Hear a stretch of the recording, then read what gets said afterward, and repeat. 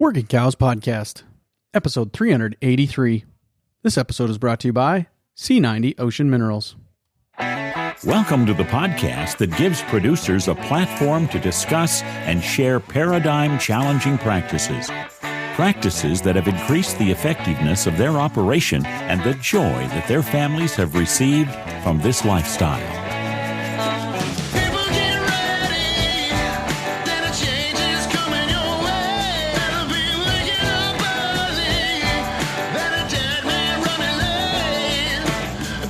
Howdy, everybody. This is Clay Connery, host of the Working Cows Podcast, recorded exclusively in the Understanding Ag Studios.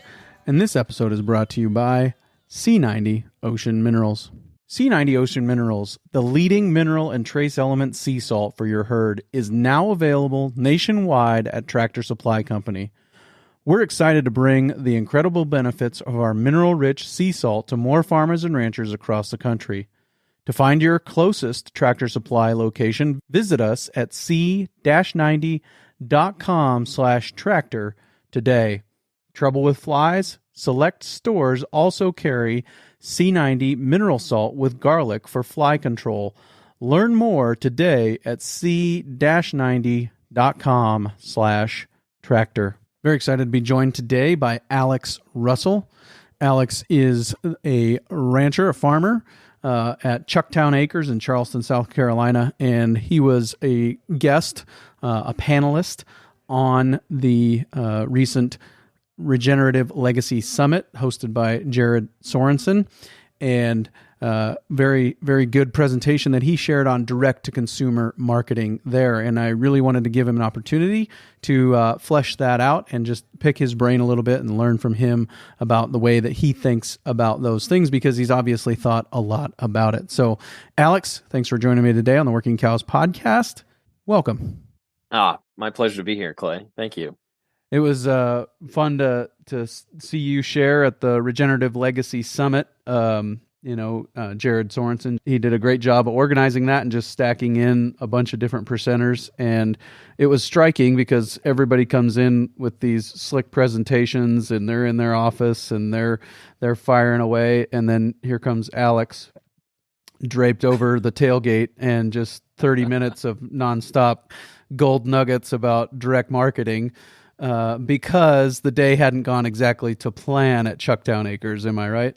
Yeah, that was exactly it. I didn't have my slideshow. My hotspot wasn't working because I got a new phone and Verizon was giving me problems. It was like raining. We had the farmer's market. The cows were out, or maybe the pigs were out. I can't remember. I try to block that day out of my memory, but it was just, like it seems like once a month you have one of those days, and a lot of the times it seems to be the day that you have to do something like really important at a very specific time, which doesn't always, it's not a daily thing on the farm, Yep. But you might do something in a public thing every once a month or something like that, and that's the day the pigs get out. And you're like, so hopefully, you at least rehearsed your points, and hopefully you've lived the material. And so that's really, I had 3 points that I remembered from the talk, and then most of it was just examples of like, here's what we've done over the last 5 years. And it was fun, and I appreciated that everybody went with it, so that was cool. I briefly considered redesigning my water system this summer because all 3 days that I was gone to the Soil Health Academy, Gabe Brown, Alan Williams, Fernando Falomir, all 3 days I was gone to the Soil Health Academy, the water system broke and my wife had to fight to fix it at 100 plus degrees, right? Did it break any of the other 100 plus days that we had cattle there throughout the summer? No, nope. Only one other day. And that was the day before the guy came to pick them up to take them home after the summer. Yeah. And of course, so then we go out there to gather them up and trail them back to the barn so we can load them on the trailers, and they're standing in a lake of mud that they've created by breaking the water system. But only those 4 days did it break. Yeah. The 3 days I was gone and the day before they come to get picked up. So you're not alone. Yeah. We just got back from a little vacation to the mountains. If your listeners don't know, we live in coastal South Carolina, so we miss mountain time a lot. The air, the just clean air, basically, with no humidity. But we just got back from a 5-day vacation where nothing went wrong on the farm. And this was the first time in 5 years that I've been running my farm that I've left and something like catastrophic didn't happen. I was man, this is great. I think the Puritans would call that a sweet providence. So yeah, I was soaking in it, man. I loved it. I was grateful. Very cool. So yes, you were talking on the Regenerative Legacy Summit, and I just thought there was so much value there that I wanted to give you an opportunity to share that again, maybe with a different audience. And one of the things that you spent quite a bit of time talking about was identifying your target market. And I am always blown away by how many of these principles are essentially universal. You just apply them in different business sectors. And so when I started trying to learn how to podcast, I'd gotten pretty good at listening to podcasts, but then I decided, I'm going to start one. How do I do that? And the first thing, like the first 4 sessions in the course I took, are all about identifying your avatar, which is basically your target market. And so talk to me a little bit about that, the importance of it, and how you kind of think about it for your business. Right. Well, I had to learn this by trial and error because all of my training happened in Virginia, where I was not selling any of the product that I was raising. I was working underneath another farm, and I was growing animals for them, and then they would take them away, and I had nothing to do with the sale of the product. And so when I decided to start my own operation, all of a sudden I was like, all right, I bought some cows, I bought some broiler chickens, I got some layers and pigs, and got everything processed, and then opened up my online store and was ready for the floodgates to open up and for everyone to be so excited about what we were doing. And then just like we hit a brick wall. Like there was like 2 or 3 sales and then nothing. And for months I was just ready to just almost give up because I couldn't figure out what I was doing wrong with the sales thing. I felt like just because I had an online store, that it was during COVID too. So this is June of 2020. So no one's going anywhere. Everyone's a hermit, we're all hermit crabs all of a sudden, and no one's going anywhere. So I was like, all right, great. We've got this online software. People can buy it online. We're going to deliver it to their house. We're going to drop it off at their door. This is going to be so great. As soon as I put these 3 beefs on here, they're going to be gone, and they weren't. And so it's just like, man, what the heck? Everyone says they want grass-fed, grass-finished beef. They say they want chicken. The stores are empty. And I'm over here with a walk-in freezer full of meat. What's going on? And so I had to learn a lot about figuring out who to target in my marketing and where to be. And then a lot about social media and email marketing as well. And so, the biggest mistake I made starting off was thinking that my number one customer was going to be kind of hipster conspiracy theorists and people who want to buy like whole sides of beef and stuff at a time to put in their bunker right next to the ammunition. Yeah. All freeze dried for the apocalypse. And I had some of them. They found me. In those were sweet conversations, and I was like, oh yeah, my people are finally here. And then they ran out. There's only so many of them out there, that especially with the prices that I have to put up to make any profit on my products. These are not prices that your grungy, foodie people that living in a downtown apartment with 1 room with 4 other people. These people cannot afford $13 a pound for ground beef. It's the unfortunate reality. So because contrary to popular belief that thrift store aesthetic is expensive. And so it takes a lot to look like you just rolled out of bed. You know, I mean, it's pretty expensive. I still dress like that most of the time. I ruin all my clothes, so I have to buy them used so I don't feel bad about it. Everything ends up with motor oil and hydraulic oil and grease all over it and manure. Right. So my wife is really good at throwing away my clothes that have reached what she decides is the limit, which I think I could get at least 3 or 4 more days out of it. Right. Yep. Same. Anyway, I said just throw it away when I don't know, and I'll never notice it's gone. But it's fine. Just throw it away when I'm not looking. Yeah, she's learned that she has to take it out to the dumpster outside because if I see it in the kitchen trash can, I'm gonna pull it out. Anyway, our wives should commiserate sometime. But, The farm wives have a lot to talk about. So anyhow, I had kind of reached this moment where I was like, dude, these people are not going to sustain me financially. There's not enough of them and they don't have the budget to be able to afford what I have. Okay. So who am I going to sell this stuff to? And I started looking at my sales, and then we had we probably had about 6 months of farmers market under our belt.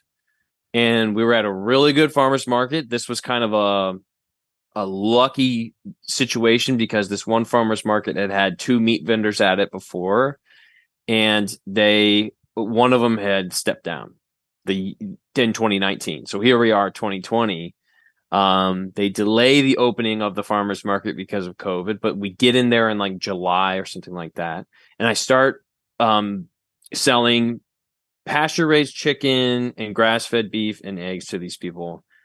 And yes, I had the grungy hipsters coming in, but then I noticed that a lot of my customers were suburban moms.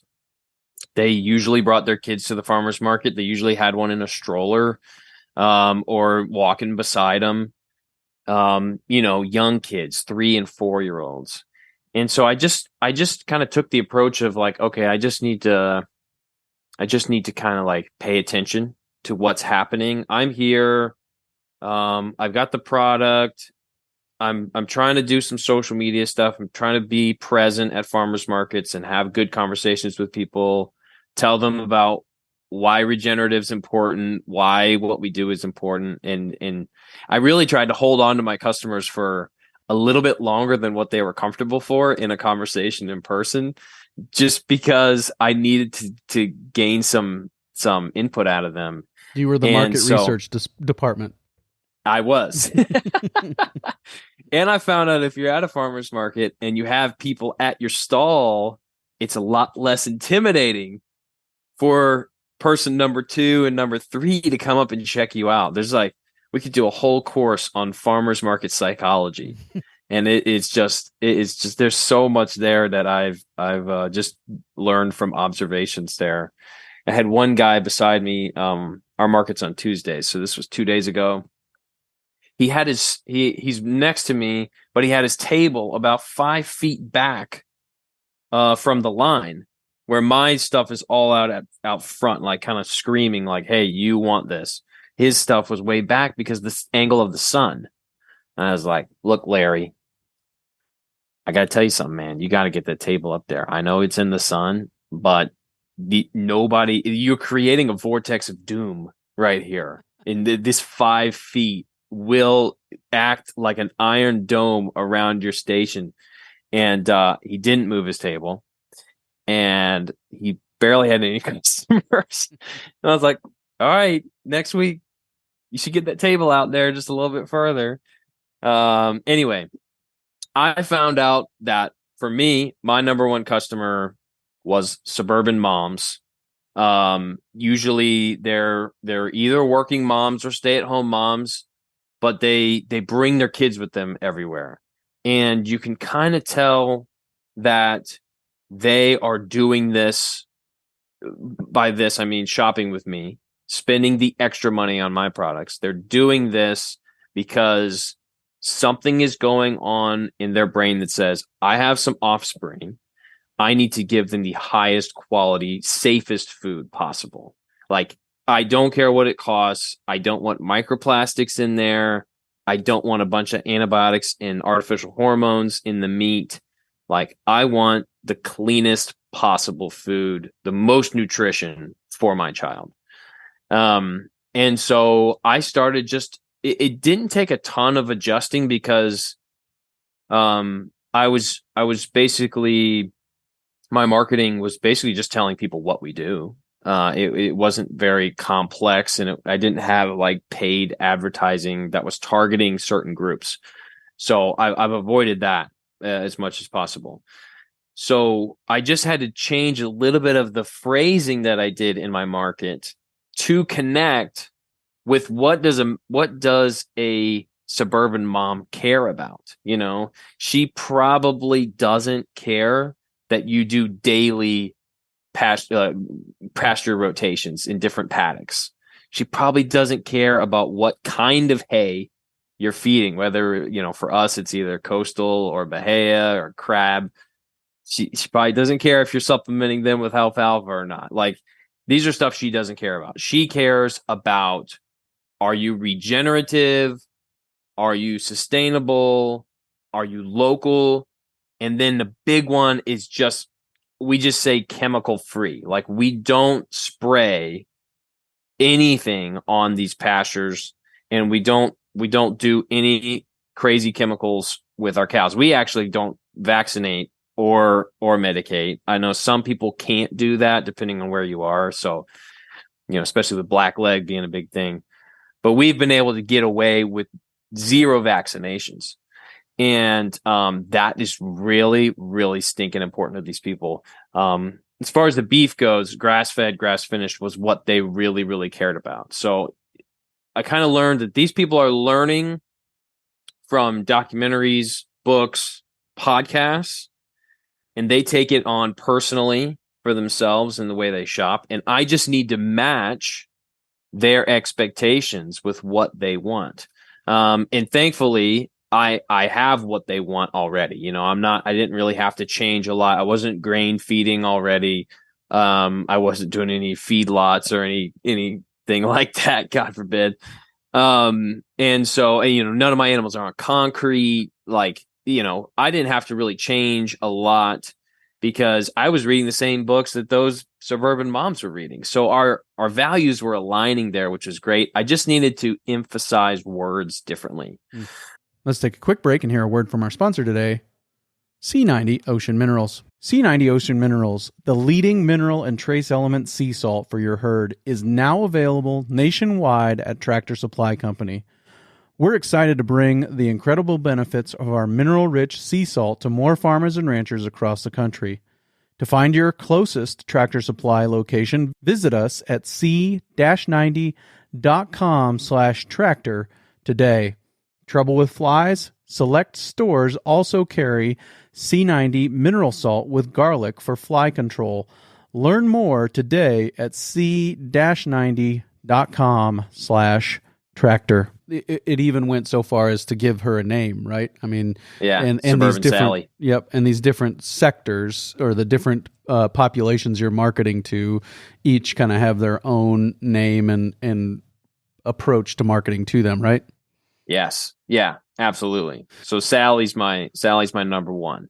Right. I basically changed.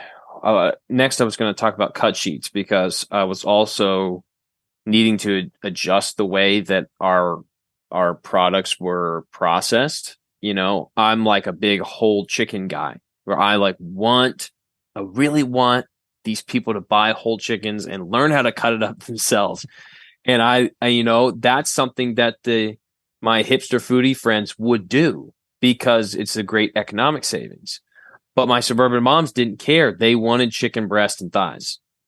That was it. They don't care about your wings. They don't care about your drumsticks. They don't care about your frames.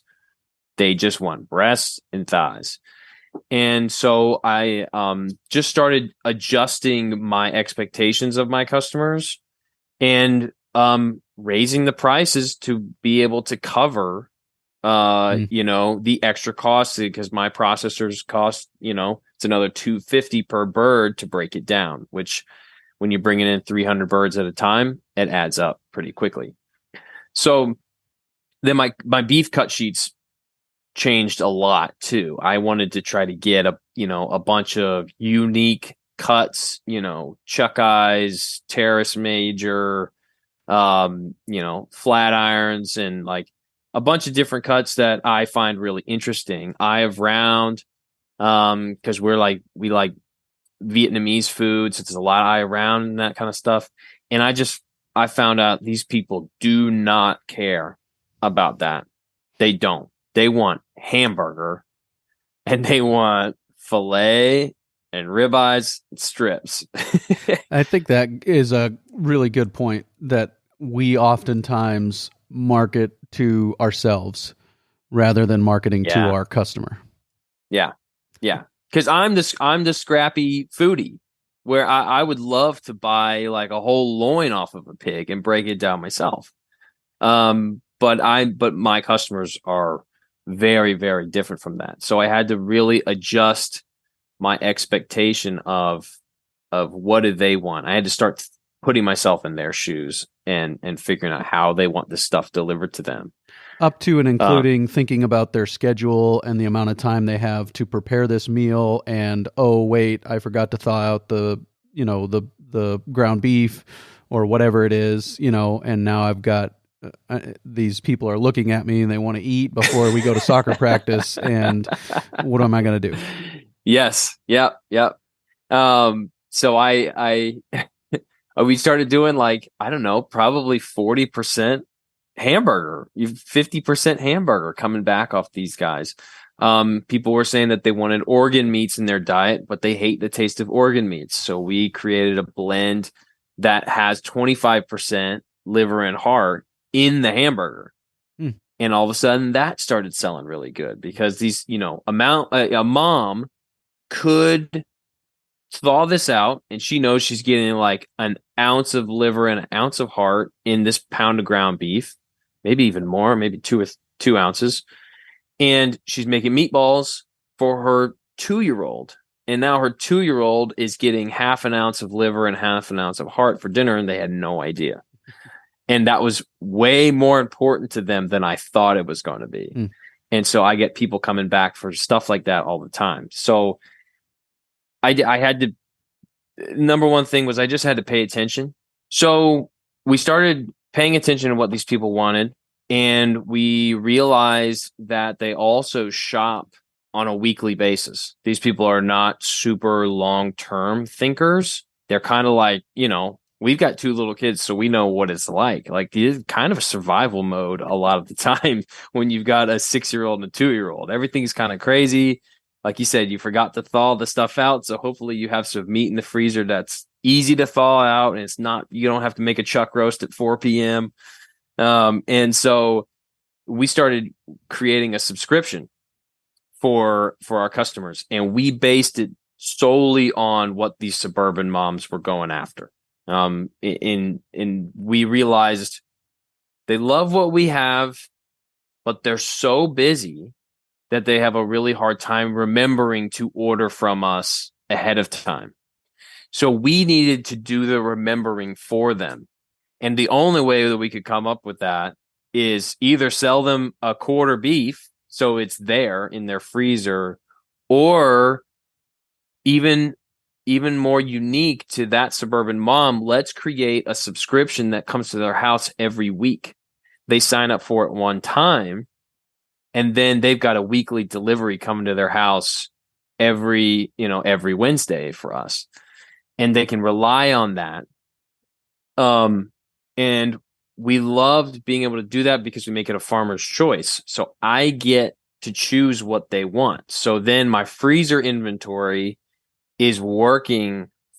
I'm working with my freezer inventory. Instead of selling a subscription that is ground beef, chicken breast, and bacon every week, I'm working with, you might get that this week, but next week it might be chuck roast, pork chop, and a sausage.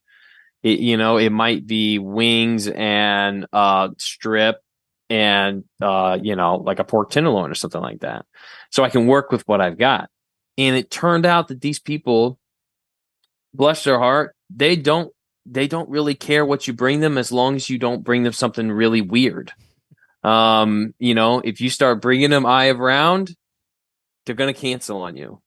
If you start trying to bring them like a sirloin, even like a sirloin tip roast, I think is a really amazing kind of pot roast kind of thing. They had never heard of it.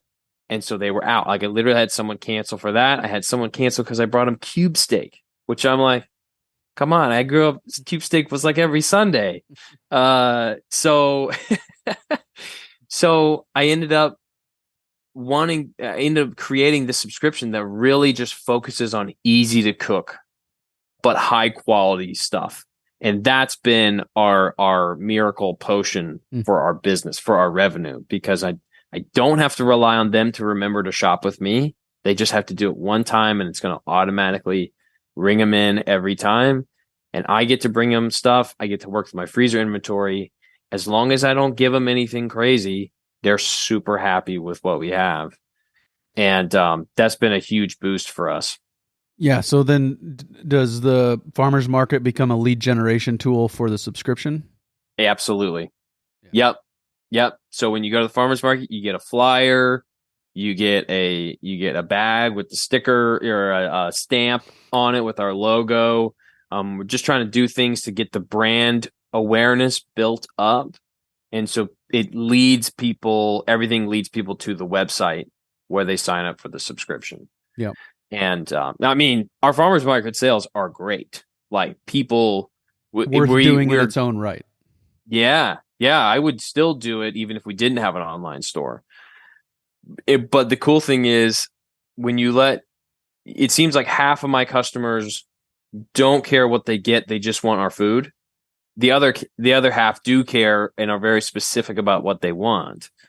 And so we either create a custom subscription for them, or they come to the farmer's market and they can literally look in the cooler and pick out which New York strip they want and which they have their meal plans ready to go for the week.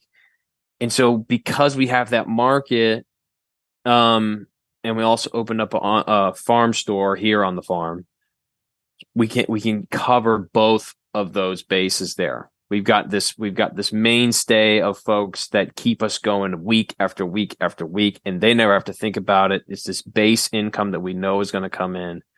And then we've got our in-person customers that want to pick out everything, and they're happy too because we have more options than just a subscription. And that's kind of been a really great golden ticket for us. Right. Would you say that the 80-20 rule then applies to that like those repeat customers, subscription boxes, people that are coming to the farmer's market with their shopping list, that's 80% of your business, and then 20% is the others? Absolutely. Yeah. Yep. And I've learned with that 20%, I've had to make some rules to not let them take up 80% of my time. Exactly. Like you usually hear with that phrase. Yep.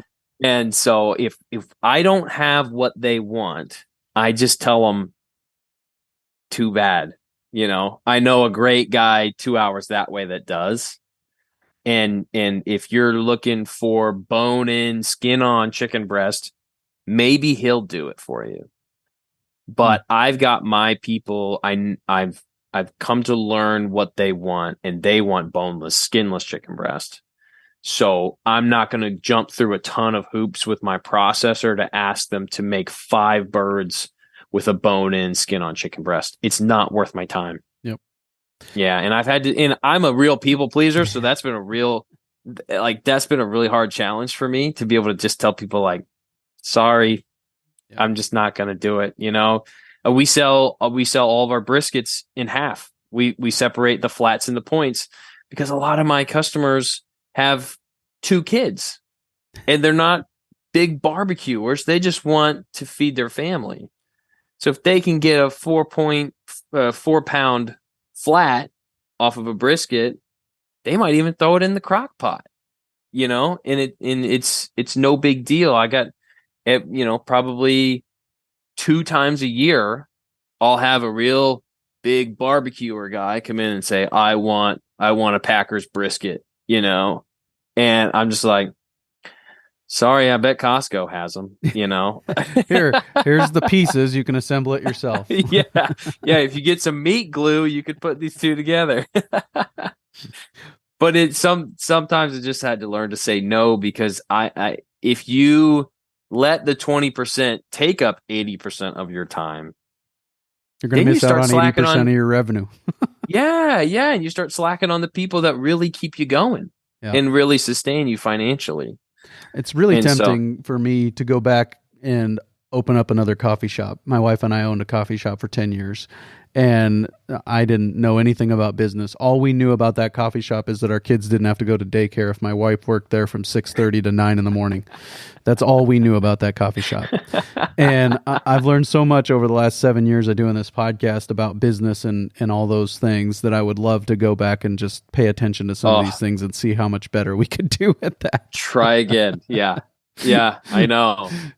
But it's you got to learn your way. And I mean, your customers, you're in South Dakota, right? Yes, sir. Your customers may want totally different stuff than mine do. Yep.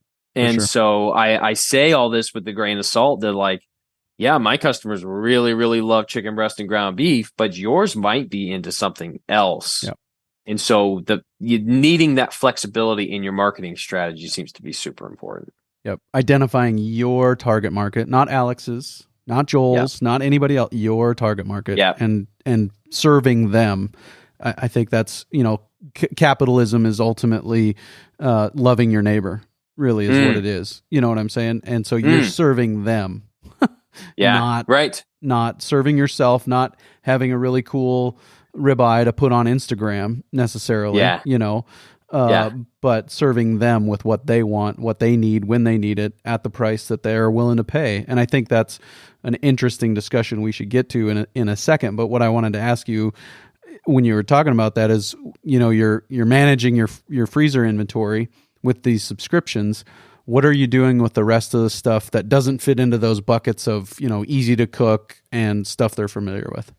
I mean, I've almost gotten rid of those cuts. I just grind them. Oh, sure. Because of the amount of sausage. Like we do Berkshire hogs raised in the woods, and it's a shame because the Berkshire hog has one of the most beautiful hams that you could make into prosciutto, send to Italy somewhere, and they're just amazing. And I've been grinding hams for 4 years now because I couldn't sell one. Like, my customers didn't care that they could make their own prosciutto at home in a cave if they wanted to, or even do a ham for Christmas. They just didn't care about the ham. And so I just grind them. I cry a little bit every time I fill out the cut sheet because I know what I'm grinding there. But it's better than having something that sits in the freezer forever. Yeah, that's the equivalent of the coffee shop candy bar in a cup. Like, that makes me cringe. And honestly, we had the Milky Way, and we had the Mounds Bar coffee cup. Like, the coffee, you could order it. I want a Milky Way today, or I want a Mounds Bar. That makes me want to vomit. Like, seriously, just give me 4 shots of espresso in a 20-ounce cup with a little hot water, so that it lasts longer, and I'm good. Right? Yeah. Right. Yeah. That's not what they want. They want the candy bar in a cup. And so we gave it to them. That's amazing. You're better than me because you aren't marketing a bunch of sugar. And I know that. But we have to do what we need to do to survive as small business owners, as solo entrepreneurs. I mean, and if that's what your people want, then, I do try to educate my customers, but I don't try to flip people from the dark side I don't try to flip them from Walmart to me. You know what I mean? I find the people at Whole Foods or Trader Joe's, and I slip them over to with my education that I do on my social media. I try to slip them in to buying from us, but I'm not trying to convince someone that's buying those tubes of ground beef that you could use as like a bazooka on your shoulder. I'm not trying to convince them to buy from us because it's just, the ratio is pretty low on conversion for that. Right. And so that's what You got your I try bumper to find sticker. people who are already there, and they just probably need to know that we exist. That's been the main thing, is not convincing them to shop with us when they already know about us, but it's just introducing myself to them Yeah. and believing in our product, that this is what people want, and then just making it available. Yeah. I wasn't trying to flip people from Folgers to the Pony Espresso. I was trying to flip people from Starbucks, right? And Yep. and I just had the bumper sticker said, "Friends don't let friends drink corporate coffee," and like friends don't let friends eat corporate meat, I mean, yes. Right. So if you my scroll little to the village, bottom of Whole Foods on the website, it says an Amazon company. yeah, right. We're in a little shrimping village here on the coast of South Carolina, and so everyone has a bumper sticker that says "Friends don't let friends eat imported shrimp." Nice. And that's what we do around here. So cool. I'm like the weird guy with cows in a little shrimping village. Surf and turf, baby. Surf and turf. Yeah. Yep. So one of the things that I found really fascinating on the Regenerative Legacy Summit was how you thought about restaurants and marketing to them. Could you talk to me a little bit about that? Yeah, I have a very specific strategy that I love sharing with anybody. It's no secret of mine. But I'll give you a little backstory. When I was in Virginia, learning how to do all this, learning the regenerative agriculture way, I started my own little duck business. So I raised about 1,000 ducks over the course of 8 months. Pekin, whatever they were, Grand Pekin, whatever, fat white ducks for restaurants. And we would butcher them ourselves. We'd raise them all the way and from, like 1 day old, and we'd process them. And then I had to find restaurants because, this was not a Suburban Sally product. Like, they are not going to be roasting a whole duck. If I can't even get them to roast a whole chicken, there's no way I'm going to be getting them to do a Pekin duck at home. And so I had to find restaurants. And, I had to find chefs that could work with this. Duck's not the most exotic product. There's still ostrich and stuff out there, but it was pretty exotic for my customer base. And so I had to find a way to get in front of chefs, and definitely didn't have time to leave the farm and drive around to a bunch of restaurants and get rejected. So I did cold calls, and I found out that just about for every 16 restaurants, I would get to talk to one chef. So when you call a restaurant, just cold calling them saying, "Hey, can I talk to your chef?" They have a system. It seems like every restaurant in the world has a system that has layers of protection in front of their chef. In between you to the chef, you got to get through the host, you got to get through the GM, you got to get through the kitchen manager, and then you can get to the chef. So 1 to 16 was the ratio I was working with. Most of the time, if I could talk to the chef and explain to them, I'm doing pasture raised duck, we're doing really clean butchery, no crazy chemicals, we can bring them to you fresh, yada yada yada. I find that about 1 out of every 5 would want one, or would at least buy 10 a week or so, and they would want them on a rotation. They'd want to get them on the menu. They'd probably put them on specials first and see how it goes. Make sure your food doesn't suck. And then if they like it, they're going to put it on the menu, and it's going to be on the rotation. So that's a lot of phone calls to make. And so I really learned when to not call restaurants. And I found out there's a very tiny window of when you should call them. So I know a lot of us in the direct to consumer space are doing wholesale. So this is my rule for calling chefs.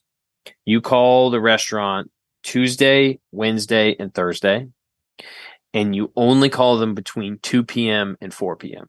Okay.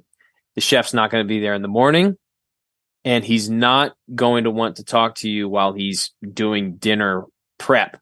So the cutoff is a hard cutoff at 4 o'clock. You might be able to switch the beginning to like 1 o'clock, but I had the most success between 2 and 4. He's definitely not going to want to talk on a Friday or Saturday because that's their big day. He's going to be, chopping onions all day and testing sauces and stuff like that. He doesn't want to talk about something that he might do 3 weeks from now. He's focused. So on Tuesday through Thursday, he's planning. He's in there or she's in there. They're thinking about all the different things they want to try, the different dishes they want to go with. So if you find them in that space when they're in their planning zone, then you might actually be able to make a really good connection. So that was just my little secret there. Tuesday, Wednesday, Thursday, 2 to 4 p.m. Give them a call. Introduce yourself. Don't take up a lot of time. Mm-hmm. Yeah. You want to talk for 20 seconds and figure out your elevator pitch for a chef. Don't waste their time because that's the best way to off a chef is to just waste their time. Yep. Yeah. For sure. Mm-hmm. Yeah. Figure out a way to watch The Bear without all the language if you can, which you can't. Yeah. But anyways, watch The Bear Yeah. and understand that most chefs are just like some kind of a little dictator, and they're trying to run this thing and keep all the wheels on and everything. Yes, because they have to be. Right. Yeah. It's a crazy saloon in the back. Yep. And that's just it's unfortunate, but that's the system that we have at place. And so they have to be kind of crazy dictators, Gordon Ramsay types. Yep. And so if you spend 2 minutes talking about the history of your operation, they're going to hang up on you. Like, I know you care, but you're not putting yourself in the shoes of your customer. Your customer doesn't care about the history of the land, about what your granddaddy did. I know that stuff's important to you, but it's not important to this chef in this 30-second window that you have to sell your idea to them. Yeah. Leadership and leading is about knowing your why. Marketing is probably about knowing their why. Oh, wow. That's great. You think? Make a t-shirt. Yeah. So yeah, well, that's that. I've never thought about it that way because I've talked a lot. I teach a marketing class for farmers. It's really fun. It's through the Barn to Door program. But I talk about knowing your why in your education of your customers, because your customers want to connect to your story. And your story is important to them. It's just important to them in teeny little chunks at a time. Yep. They don't want to watch a 10-minute Instagram video about your farm life. You'll lose them after 60 seconds. Right. It's important to them. But I haven't thought about specifically, I've talked about the words that are important to your customers, right, but I haven't necessarily thought about it as to their why, their story, because that's their context that they're coming from. Right. It's important to them great point. In the way and for the reasons it's important to them, not in the way and for the reasons it's important to you. Yeah. Right? Yeah, exactly.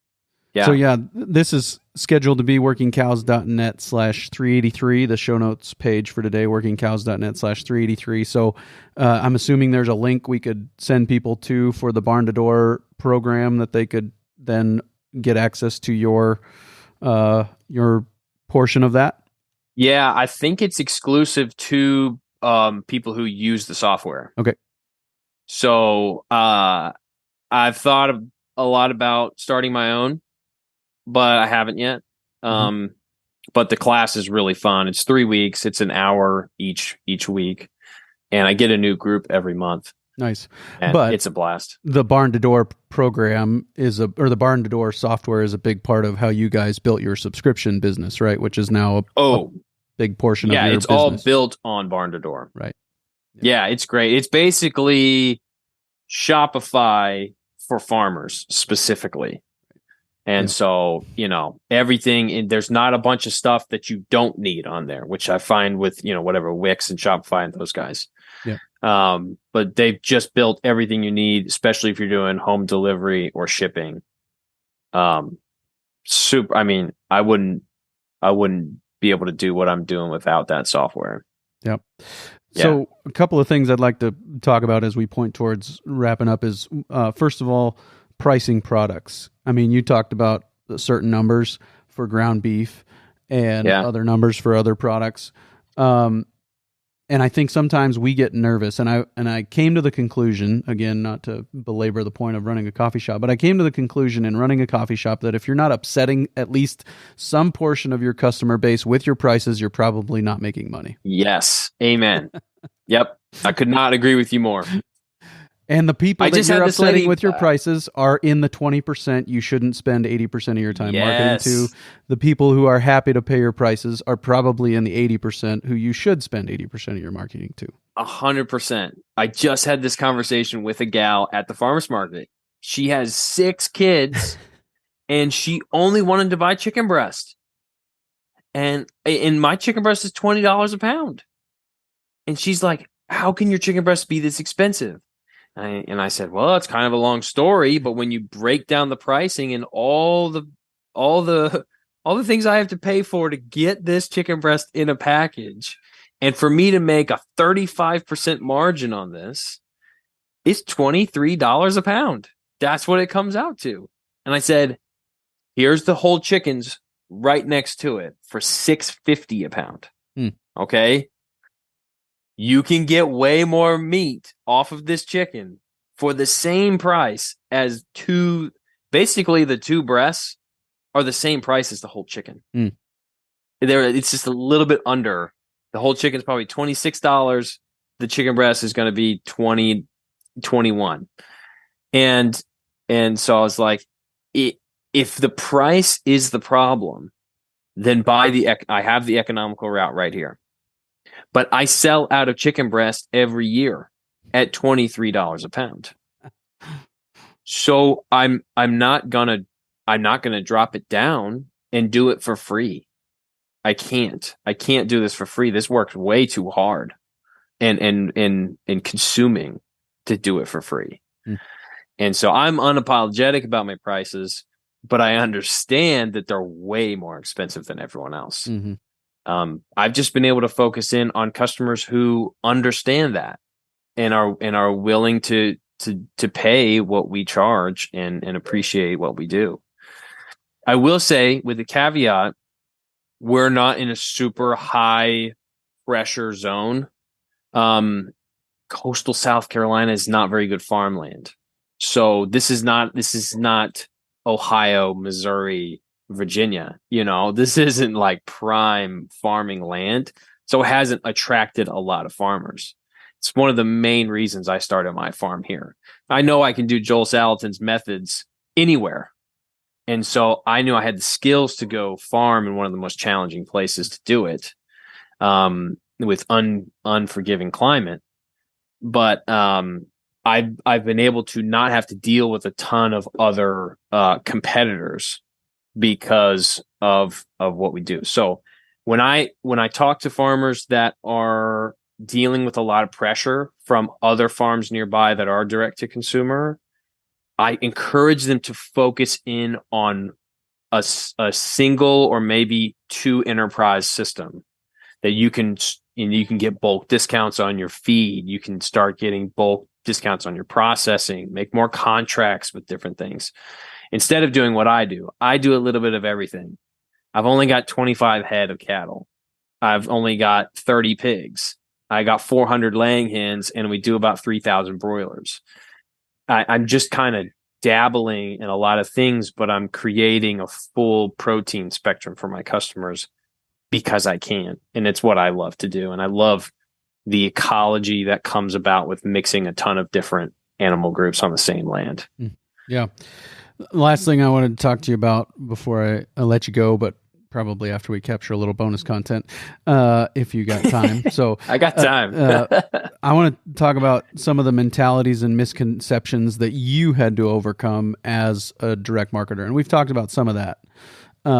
But yeah, some of those things that you had to get past in order to succeed in this. What were some of those things that come to mind there? The first thing that comes to mind is I thought I had to do paid advertising. And I didn't. I tried it at the beginning and it really didn't work I mean, it wasn't worth the money. I think that there's a really smart way that people do it. Obviously, people are doing it, so there's a right way to do it. I didn't feel like taking a bunch of courses on how to figure out the algorithm and how things update all the time. And so I was plenty happy to stop doing paid advertising, use the free services like, just posting on Instagram and trying to get a decent amount of followers to be able to spread the message. I switched to weekly newsletter emails. I was doing like one big newsletter every month with kind of like order reminders, because a lot of our sales come through our online channels, and the newsletter is a direct invitation to them to go directly to our online store. Wasn't seeing the sales volume that I wanted to, so I gave weekly newsletters a try that were way smaller, and that's been way more successful with pushing people to the online store. It seems like people just forget that you're there, and you just have to be on them. If I was a jerk, or if you weren't wearing headphones, I'd tap on my microphone and make sure everybody was listening to the fact that email isn't dead. And I am always blown away. Maybe because I'm not the person who you should email market to, but I'm always blown away with people who are doing direct-to-consumer marketing of almost any kind, who will tell you email is the number one driver of traffic and revenue over against Facebook, Instagram, all the other social medias. 400%. That's absolutely crazy. I mean, I'm totally with you. I get email marketing and I unsubscribe to like everything. I hate it. Like Tractor Supply wants to send me an email every day, and I'm like, you guys are crazy. Like I'm done with you. I'm done with your stupid emails. You're gonna love this. So right. I scheduled my my MailChimp newsletter to go out during our conversation today, and within 14 minutes, I want to make sure I don't put this gal's information up here. But this gal put in a $377 order while we were talking. That happens like every time. So while we're talking about emails work, it's literally working on my site right there. Awesome. It's really cool, man. That's why I love having an online platform that I still have friends that are taking orders over text. Yeah. For their beef and stuff. And I just am like, guys, you're living in the dark ages, and you're probably eliminating 90% of your potential customer base. Yeah. By not just having somewhere they can go on their phone at 11 o'clock at night and order. Yeah. I've totally fallen in love with the online store thing. I love the in-person stuff too. Like our farm store is Fridays and Saturdays here on the farm, and I get to talk to all kinds of awesome people and meet them. But gosh, they take up a lot more time than my online customers do. So you only have so much time in a day. Right. If I talked to every one of my customers that wanted to buy from me, and I had to take their emails or take their orders over an email or a text or something like that, I would just not be able to get anything else done. There'd never be any time to farm. And so I love having an easy way for people to buy stuff and not have to go through some elaborate process just to get their orders written down and write their credit card numbers on a napkin or something like that. I still have friends that do that, and I can't. I'm like, what are you guys doing? There's probably some liability there too, right? Yeah, I'm like, you got to burn that napkin afterwards. Anything we missed? Anything you think needs to be said? Or I think a nice bow would be, let's say you're a farmer out there and you're listening to this and you want to multiply your best customers. Maybe you can think of your top 5 people, like this gal that put in an order on my site while we're talking. She's one of my best customers. Her name is Heather. If I wanted to multiply Heather 5 times, how do I do that? And I think I don't have all the golden answers for that, but I think that having a conversation with Heather might be the most valuable thing that you can do. And say like, hey, it could be a text. It could be see her at the farmer's market and talk about it. It could be send her an email. you can ask her like, hey, you're a really great customer. We really appreciate you. You've really helped us financially as a farm. We want to find more people like you.